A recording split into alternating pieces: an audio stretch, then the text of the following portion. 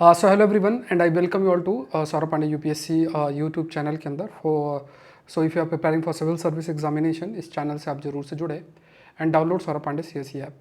सो ये पूरा का पूरा जो सेशन है, अगर आप 2025 या बियॉन्ड की तैयारी कर रहे हो तो बहुत महत्वपूर्ण जो वीडियो है, ये लेक्चर है आपके लिए होने वाला है।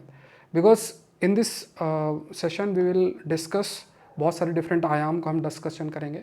फॉर एग्जांपल रिसेंट ट्रेंड क्या है और किन किन चीज़ों को जब हम इस बड़े से एग्ज़ाम मतलब सिविल सर्विस एग्ज़ाम या आईएएस एग्ज़ाम की जब हम तैयारी करते हैं तो किन बातों का हमें जो है ध्यान में रखना चाहिए, क्योंकि वो बहुत मैटर करता है। अगर आप सही डायरेक्शन को फॉलो नहीं करते हैं, सही रिसोर्सेज को फॉलो नहीं करते हैं, तो देन अगेन एक बड़ा चैलेंज जो है वो आपको फेस करना पड़ता है। और वो एक बड़ा चैलेंज क्या है, वो ये है कि जो समय है वो जाता है, व्यर्थ जाता है, फिर हम किसी और डायरेक्शन में चले जाता है। तो विदाउट वेस्टिंग एनी टाइम, सबसे पहले देखो, इस एग्ज़ाम की तैयारी के लिए सबसे ज़रूरी चीज़ जो आपको ध्यान में रखनी है वो क्या है। पहली चीज़ तो सबसे ज़रूरी चीज़ जब आप ये ध्यान में रखना है कि आपको अपने माइंड के अंदर ये बिठा के रखना है कि आप इस एग्ज़ाम की प्रिपरेशन कर क्यों रहे हो। ये बहुत ज़रूरी है। देखा देखी में मत करना। देखा देखी का मतलब क्या होता है कि साथ वाला कोई कर रहा है तो हम भी कर रहे हैं। क्योंकि एक ऐसा फेस आपके लिए आएगा, एक ऐसा समय आएगा जो हो सकता है कि जो आपने ये कदम उठाया है, आप उसमें बदलाव लाना चाहो और फिर कोई दूसरा एग्ज़ाम की तैयारी शुरू कर दो, और कई बार हम दूसरे एग्ज़ाम में भी सक्सेसफुल नहीं हो पाते हैं। तो ये बहुत ज़रूरी है कि जो वाई फैक्टर है वो आपके मन के अंदर बहुत क्लियर होना चाहिए कि मैं अगर इस एग्ज़ाम की प्रिपरेशन कर रहा हूँ तो वो प्रिपरेशन बेसिकली क्यों किया जा रहा है। दूसरी चीज़ देखो क्या है, जो रिक्वायरमेंट है। दूसरी चीज़ आप ये देखो कि आप जैसे अगर आप प्रिपरेशन इस एग्ज़ाम की करते हो तो क्या आप एक चीज़ ये देखो कि क्या आप जो राइटिंग करते हो, जैसे राइटिंग का मतलब क्या होता है कि जैसे फॉर एग्जांपल ज़रूरी नहीं कि किसी एक सिलेबस का मैं आपको हिस्सा बताऊं कि आप जो है हिस्ट्री के बारे में कुछ लिखो, पॉलिटी के बारे में कुछ लिखो या किसी दूसरे सब्जेक्ट के बारे में लिखो। ये आप देखो कि क्या आप अपने विचारों को जब आप लिखते हो या जो आप सोचते हो, क्या उसको अच्छे शब्दों में लिख पा रहे हो कि नहीं लिख पा रहे हो। ये कुछ भी हो सकता है और उस चीज़ को डिसाइड करो। हो सकता है कि इस चीज़ के लिए आप अपने सीनियर किसी की गाइडेंस ले सकते हो। क्योंकि देखो क्या होता है कि देखा देखी में ये मन के अंदर बहुत स्प्रेड किया जाता है कि यार ये बच्चा हिंदी मीडियम से है या इंग्लिश मीडियम से है, तो या खास तौर से जो हिंदी मीडियम से है तो उनको बोला जाता है या उनके मन के अंदर ऐसी व्यथा आती है कि let's move to English medium, वहाँ से ज़्यादा सिलेक्शन होता है। सिलेक्शन क्यों होता है वो एक अलग फैक्टर है, लेकिन आपको समझना है कि आपको ये डिसीजन मेकिंग बहुत अच्छे से कर लेनी है कि यार मेरा जो कम्युनिकेशन स्किल है, क्योंकि फाइनली जो आपकी कॉपी चेक हो रही है कि तो जो मेरा एक कम्युनिकेशन स्किल है वो कम्युनिकेशन स्किल किस भाषा में अच्छा है। अगर आप अपने उन भाषा में अच्छे हो, कम्युनिकेट कर पा रहे हो, जो कि अगेन जिनमें एग्ज़ाम आपका कंडक्ट होता है, जिनमें आप आंसर अपना लिख सकते हो, तो उस भाषा में आप अपना जो है चूज़ कर सकते हो और अपनी मेंस की आंसर राइटिंग या मेंस का जो पेपर है वो उसी हिसाब से रखना। इसमें देखा देखी में चेंज बिल्कुल भी नहीं करना है। अगर आप हिंदी में कंफर्टेबल हो, गो विद द हिंदी। अगर इंग्लिश में कंफर्टेबल हो, इंग्लिश में जाओ, या अगर आप अपना जो भी दूसरी भाषा है उसमें अगर कंफर्टेबल हो और अगर वो भाषा इंक्लूडेड है यूपीएससी के अंदर जिसमें आप उस भाषा में आप अपने आंसर को लिख सकते हो, तो आप बिल्कुल आपको उस भाषा को चूज़ करना चाहिए और बहुत ज़्यादा परसेप्शन में नहीं जाना चाहिए। कहने का मतलब ये है कि आप अपने माइंड के अंदर बिठा लो कि मैं इस भाषा से, चाहे वो इंग्लिश हो या हिंदी, मैं कम्युनिकेट कर पा रहा हूँ, मैं जो सोच रहा हूँ उसको मैं लिख पा रहा हूँ। क्योंकि देखो ये आप समझना, अगर आपकी भाषा बहुत पुअर है, आप लिख नहीं पा रहे हो, तो आप भले कितनी भी इंफॉर्मेशन को गेन कर लो, लेकिन एक समय आएगा कि आपके पास बहुत इंफॉर्मेशन होगी बट उनको आप लिख नहीं पा रहे हो, आप कागज़ में उतार नहीं पा रहे हो। तो इट्स बेटर हम पहले से इस चीज़ को डिसाइड कर लें कि यार मैं हिंदी में कंफर्टेबल हूँ, मैं हिंदी में अपनी अच्छी चीज़ें लिख पा रहा हूँ, तो गो विद द हिंदी। क्या दिक्कत है उसमें? ऐसा कोई रूल तो है नहीं कि यहाँ से सिलेक्शन होता है उससे इंग्लिश से ज़्यादा होता है, हिंदी से कम होता है। उसका रीज़न कहीं कोई और है, उस पर हम कभी और चर्चा करेंगे। तो एक फैक्टर आपको देखो ये बहुत क्लियरली अपने माइंड में रख लेनी है कि ये राइटिंग वाला पार्ट आपको माइंड के अंदर रखना है। दूसरी चीज़ आपको देखना है कि आपको ये देखना है कि यार जो कंटेंट मेरे दिमाग में जा रहा है ना, वो कंटेंट बहुत ही ऐसा होना चाहिए जो कि आपको किसी प्रकार का आपके अंदर बायसनेस डेवलप ना करे। बायसनेस मतलब आप बहुत ज़्यादा एक्सट्रीम थॉट्स डेवलप ना करो। इनिशियल फेज में हो सकता है आप तैयारी कर रहे हो, आपको सब कुछ ठीक लग रहा हो, बट आप समझना कि आप एक ब्यूरोक्रेसी की तरफ जा रहे हो और जो ब्यूरोक्रेट है वो बहुत ज़्यादा मतलब एक्सप्रेस जो है अपने आप को बहुत एक्सट्रीम शब्दों में कभी नहीं करता है। तो ये ज़रूरी है कि आप एक जो भाषा डेवलप करो, और भाषा कैसे डेवलप होता है जब आप अच्छा कंटेंट देखते हो।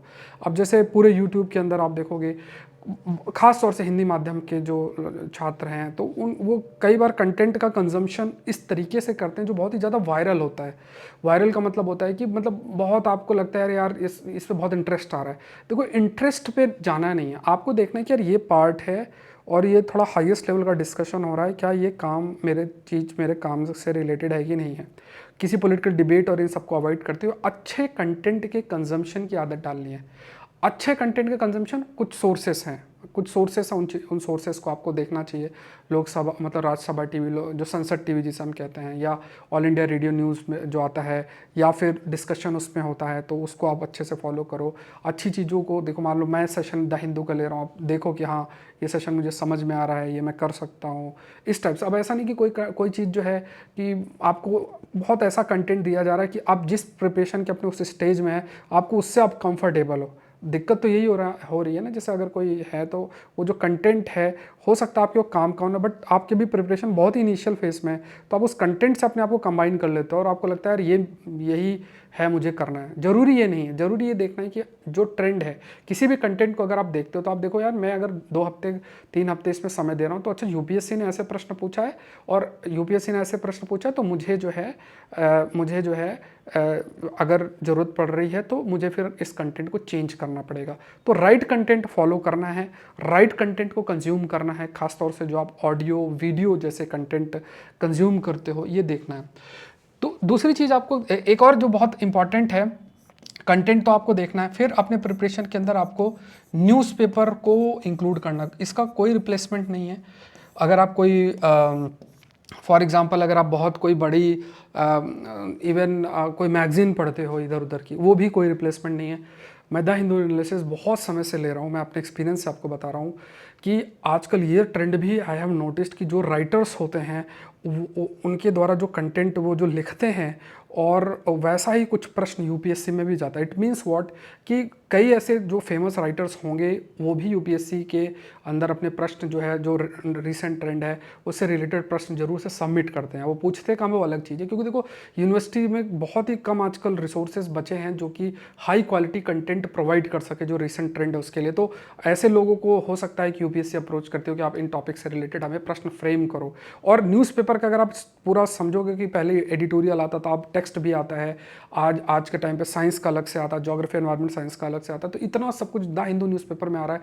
इसका अब कॉमन आदमी के लिए तो नहीं आ रहा ना, जो ई पेपर आता है। तो इट मीन्स कि हमें थोड़ा सा चेंज करना चाहिए अपने प्रिपरेशन में। और ये चीज़ें क्या, जब आप पढ़ोगे तो इसका कोई रिप्लेसमेंट मैगजीन नहीं कर सकते। अगर आप मैगजीन कोई पढ़ना चाहते हो, कंपाइलेशन पढ़ना चाहते हो, तो वो आखिरी में हफ्ते 2 हफ्ते के अंदर हो सकता है। उसके लिए आपको ऐसा नहीं कि आप मंथली चीज़ों को कवर कर रहे हो, बट न्यूज़पेपर को आप हफ्ते 2 हफ्ते में नहीं कर सकते हो। 1.5 से 2 साल का कंटेंट बहुत अच्छा होना चाहिए और उसका प्रॉपर नोट्स होने चाहिए सब्जेक्ट वाइज। आप मेरे सेशन को देख सकते हो अगर आप चाहो, यूट्यूब में फ्री है, तो यू विल अंडरस्टैंड कि टॉपिक्स की क्वालिटी किस तरीके से होती है। तो न्यूज़पेपर माइंड के अंदर रखना है, ये बहुत आपका ज़रूरी है। फिर एक और बहुत अच्छी चीज़ आ जाती है कि आपके माइंड के अंदर ये बहुत क्लैरिटी होनी चाहिए कि सब जो कंटेंट है वो कंटेंट 2 भागों में, एक स्टैटिक है और दूसरा जो है डायनेमिक है। ये बहुत इंपॉर्टेंट है, आपके मन के अंदर बहुत अच्छे से ये बैठा होना चाहिए कि यार देखो ये स्टैटिक है। स्टैटिक को जो अगर आप कवर करते हो तो उसमें ऑथेंटिक सोर्सेज का उपयोग आप कर सकते हो। ऑथेंटिक का मतलब देखो 7-8 किताबें हैं, मैं भी सोर्सेज तो डिस्कस नहीं कर रहा हूँ और इसके अलग से वीडियो बना दूंगा, लेकिन 7-8 किताबें हैं एडवांस जो किताबें अलग अलग सब्जेक्ट्स, कुछ एनसीईआरटीज़ हैं वो है, और कई कुछ इंस्टीट्यूट्स हैं उनके आप पीडीएफ्स कवर कर सकते हो। इसके माध्यम से देखो ये सब कुछ आपको फ्रीली अवेलेबल है, किसी कोचिंग को कहीं से कुछ करने की ज़रूरत नहीं है। तो आपको बस इन चीज़ों को, जो ऑथेंटिक किताबें हैं, इन किताबों पे फोकस होना चाहिए। एनसीईआरटी को होना चाहिए, पीडीएफ्स कुछ होते हैं जैसे कुछ स्पेसिफिक टॉपिक्स हैं, वहाँ से आपको फॉलो मतलब उन चीज़ों को कर लेना चाहिए। और दूसरा जो है डायनेमिक में आपका जो कवरेज है हर सब्जेक्ट का, वो न्यूज़पेपर के माध्यम से ही आपको कवर करना है। ठीक है, तो ये 2 ट्रेंड लेकर चलना। अब आप जब अपने ऑथेंटिक सोर्सेज से चीज़ों को कवर करते हो, कवर करने के बाद आप जो है उन कंटेंट को अपडेट करना या लिंक करना न्यूज़पेपर के टॉपिक से आपको सीखना है। तो ये बहुत ज़रूरी है, इस चीज़ को हमें हमेशा से करना है और हमें इस चीज़ को सीखना है धीरे धीरे। मतलब जिनकी पहले से आदत है उनको तो ज़्यादा दिक्कत नहीं होगी, बट मान लो आपकी आदत नहीं है तो आपको थोड़ा थोड़ा आदत डालना पड़ेगा। फिर क्या है कि आज के समय में क्या है, देखो क्या है कि आपको हमेशा सिलेबस को अपने पास रखना है। सिलेबस को ये देखना जरूरी है कि देखो खाली मतलब आप जब सब्जेक्ट देखते हो, अगर आपसे बोला जाए तैयारी करना, तो आप ज्योग्राफी, मान लो एनवायरनमेंट, उसके बाद हिस्ट्री और पॉलिटी, हिस्ट्री पॉलिटी, और है ना, इन्हीं सब्जेक्ट्स, यही सब्जेक्ट इकोनॉमी, यही आपके मन में आते हैं सब्जेक्ट्स। तो पूरा आप अपनी प्रिपरेशन का पूरा फेस जब आप कैलकुलेट करोगे तो आप देखोगे पूरे समय आप इन्हीं सब्जेक्ट की तैयारी करते हो। देखो ये सब्जेक्ट भी पढ़ने हैं, लेकिन आपको ये समझना है कि यार देखो जो मेंस का सिलेबस है उसमें ऐसा बहुत बड़ा पोर्शन है, मैं थोड़ा डायग्राम से आपको बता देता हूँ कि बहुत बड़ा पोर्शन है 2 पार्ट में। देखो अगर आप यूपीएससी के सिलेबस को देखोगे तो यहाँ पे 2 हिस्से हैं। मान लो हम प्री, अगर हम बात करें, मान लो मेंस का जो अगर सिलेबस, मेंस और प्री की अगर हम बात करते हैं, तो खास तौर से अगर आप देखोगे कुछ ऐसा पार्ट है जो अभी मैंने सब्जेक्ट्स आपको गिनाए, तो वो प्री और मेंस का कंटेंट जो है, मतलब वो सब्जेक्ट्स आपको मिल जाएंगे। बुक्स भी, जैसे फॉर एग्जांपल अगर geography, environment, history, polity, economy, ये आपको मेंस के लिए भी कवर करना और प्रीलिम्स के लिए भी कवर करना है। लेकिन बहुत सारे ऐसे सब्जेक्ट्स आपके हैं जो कि सिर्फ आपके मेंस के लिए हैं और उनका वेटेज बहुत अधिक है। जैसे अगर आप देखो, ऐसे पर आप ध्यान नहीं देते हो, आप एथिक्स पे ध्यान नहीं देते हो, आप अपने ऑप्शनल पे ध्यान नहीं देते हो। अभी इन्हीं दोनों को अगर मैं मिला लूँ तो 1000 मार्क्स हो गए, 1000 मार्क्स हो गए। फिर उसके बाद आप एआरसी रिपोर्ट जो है, कुछ कंटेंट है मतलब स्पेसिफिक है, वो है, इस पर मैं कोर्स भी लेकर आ रहा हूँ, तो एआरसी रिपोर्ट हो गया। इसके अलावा जैसे मान लो सोसाइटी है, सोसाइटी वाला पार्ट पेपर 1 में देख लो, रीजनलिज्म वाला पार्ट आप देख लो, ठीक है। कम्युनलिज्म वाला पार्ट जो है, अगर आप देख लो, कम्युनलिज्म का टॉपिक है, वुमेन रिलेटेड इश्यूज आ गए, सब तो मैं लिख पा रहा हूँ, ग्लोबलाइजेशन, अर्बनाइजेशन, इन टॉपिक पे आप सोचो कौन पढ़ाता है, या आप कब कब पढ़ते हो, एग्जाम से पहले थोड़ा थोड़ा देखने की कोशिश करते हो, तो ये चीज़ आप नहीं कवर करते हो। और ऐसे बहुत से, disaster management, border management, science and technology पे आपका ध्यान नहीं जाता, एग्रीकल्चर पे आपका ध्यान नहीं जाता है, ठीक है। साइंस एंड टेक्नोलॉजी और एग्रीकल्चर, इंटरनेशनल रिलेशन, ये तो प्रीलिम्स में भी पढ़ने होते हैं, बट उस तरीके से हम ध्यान नहीं देते। तो हमारी पूरी तैयारी इन सब्जेक्ट्स के चारों तरफ घूमती है। तो आपको क्लैरिटी होनी चाहिए कि देखो वो सब्जेक्ट तो पढ़ने ही हैं और ये सब्जेक्ट्स भी देखने हैं, और इस तरीके से आपको अपने समय को डिस्ट्रीब्यूट करना है। अगर आप ये समय का डिस्ट्रीब्यूशन बहुत बेहतरीन तरीके से नहीं कर पा रहे हो, ये चीज़ आप ध्यान रखो कि अगर सपोज़ अगर आप समय का डिस्ट्रीब्यूशन प्रॉपरली सपोज़ नहीं कर पाओगे, जिस तरीके से जो है करना चाहिए सब्जेक्ट्स की अगर बात की जाए, जस्ट मिनट, ठीक है, जिस तरीके का आपको डिस्ट्रीब्यूशन करना चाहिए, तो उस तरीके से अगर आप जो है नहीं कर पाओगे, तो फिर वही है कि आप उन्हीं चीज़ों को पढ़ के रखोगे। देखो यूपीएससी अगर प्रश्न बनाती है तो सब जगह से प्रश्न आते हैं, ऐसा नहीं कि सिर्फ वो इन्हीं सब्जेक्ट से बनाती है। तो इनको भी पढ़ो और समय दो, वर्ड हिस्ट्री भी पढ़नी है, और भी जो मैंने आपको चीज़ें बताई। तो सिलेबस हमेशा सामने रखो और देखते जाओ कि यार ये टॉपिक इससे रिलेटेड, ये टॉपिक ये इससे रिलेटेड है। यूपीएससी सिलेबस के बाहर नहीं जाती, हम सिलेबस के बाहर पढ़ते रहते हैं, ये बात आप मानकर चलो। तो ये है। दूसरा देखो, आज का जो ज़माना है ना, आज का जो टाइम है, वो टाइम ऐसा है कि आपको ऐसा नहीं कि कहीं जाके 4 लाख रुपए दे दिया, 3 लाख रुपए दे दिया और आप एक जगह से करने की कोशिश करो। देखो ऐसा आज का टाइम नहीं है, बहुत रैशनली सोचना, टेक्नोलॉजी का यूज़ है। तो पहले तो देखो यूट्यूब है, यूट्यूब का आप अच्छा इस्तेमाल कर सकते हो अपनी प्रिपरेशन में, और थोड़ा सा ऑथेंटिक जगह से पढ़ना, इधर उधर के वायरल वीडियोज़, खासतौर से मैं हिंदी छात्रों की बात कर रहा हूँ, उनका सिलेक्शन ना होने का कारण ये है कि वो जो कंटेंट कंज्यूम करते हैं वो थोड़ा सा इम्प्रूवमेंट की ज़रूरत है। तो वो थोड़ा सा आपको अवॉइड करना है। ये बहुत इंपॉर्टेंट है कि आप अच्छा कंटेंट को देखो। भाषा एक बैरियर हो सकती है, बट आप उसको थोड़ा सा सॉल्व करने की कोशिश करो कि आप समझ अपनी इंक्रीज़ करो, फिर उस चीज़ को हिंदी में कन्वर्ट करो। आज के समय में ये चीज़ आसानी से की जा सकती है। तो यूट्यूब एक बड़ा सोर्स है। आजकल ऑनलाइन कोर्सेस हैं, ईजिली अवेलेबल है ना। तो कहीं पर कोई अच्छा ऑनलाइन कोर्स मिल गया, उसको आप ले सकते हो, है ना। तो ये लिस्टिंग बना लो कि ये चीज़ मैं खुद से पढ़ूंगा, ये ऑनलाइन कोर्स कर लूँगा। मतलब आप ज़्यादा से ज़्यादा 15, 20, 25 हज़ार रुपये में अपनी पूरी तैयारी इंक्लूडिंग ऑप्शनल कर सकते हो।